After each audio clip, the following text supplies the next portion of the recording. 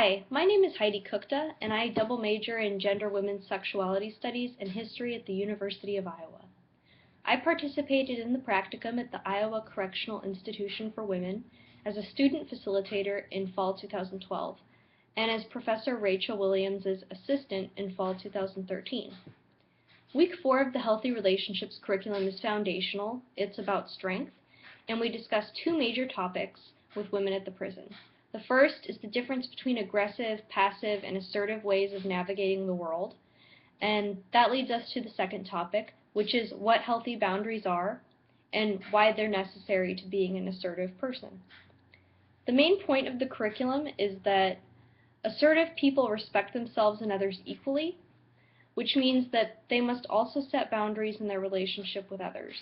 The concept of setting a boundary in a relationship often goes against women's socialization to be passive, this sort of like go along to get along mentality.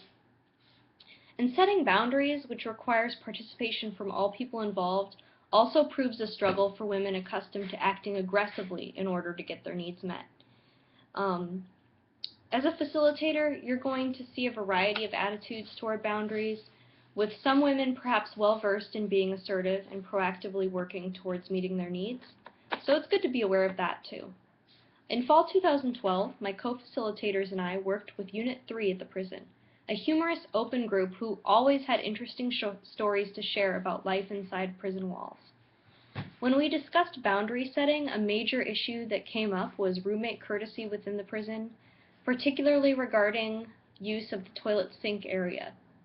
The women in Unit 3 seemed to be in agreement that the only acceptable way of going number 2 in close proximity to your roommates is to sprinkle baby powder in your hand while using the toilet and then blow the powder away, which is said to neutralize the odors. Very interesting.